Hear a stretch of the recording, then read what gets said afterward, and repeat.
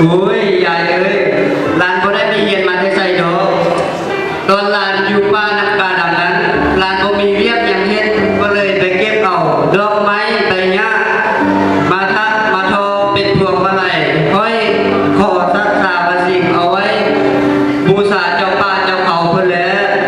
ลวดลายพวกนี้มึงคิดอะไรเดี๋ยวนั้นสินะลวดลายนี้มันได้พัฒนาถึงชีวิตของหลานตั้งแต่เกิดจนฮอดปัจจุบันนี้ยายเอ้ยกูเบิ่งออกแล้วได้ไปไหว้เพิ่นบ้านมึงสุบลิหาขึ้นเด้ออย่าเพิ่นคิดเอาเพิ่นตกใจได้ กันสัตยายอย่าบอกเพิ่นเด้อว่าหลานเป็นคนน้อยกูไปก่อนมันนิสาเพิ่นเมื่อนั้นนางลุนได้รับดอกไม้จากเท่าแล้วเราก็รู้ว่าบ่แม่นเท่าได้เป็นคนยากเฮ็ดเจ้าครอบครัวมาไหนรวยละน้อยนางเลยห้ามพิธีไปช่วยข้องจำช่วยมาอย่างนี้เนี่ย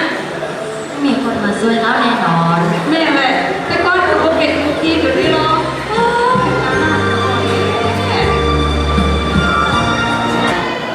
มึงไปนี่คือมึงเฮ้ยมันรีบอะไรเสียงแขนมาจะซี่ก่อนฟังดูอุ้ยขันท่าเห็นคนเบานี่คือม่วนเนาะเลยดิวเบาแขนบางก็ไม่นะนะดิวใช่โอ้ยเป็นเพลงนี้น่ะเอามาดูเป็นคนเลยเพลงนี้เอาไว้เลยดูไม่ได้เป็นผีบ่ฮะน่ะ โอ้ยก็แม่ตีนะพระคน โอ้ยนั่นแม่เสียงแขนของเจ้าโบคือมวลอ่อนสอนจับใจพี่เทโอ้ยว่าแต่พวงมาลัยนั้นคือคุณตาค่อยลายก็จะไปให้ไทยเอาให้จับพระ เอาให้ค่อยโอ้ยว่าแต่เดียวก่อน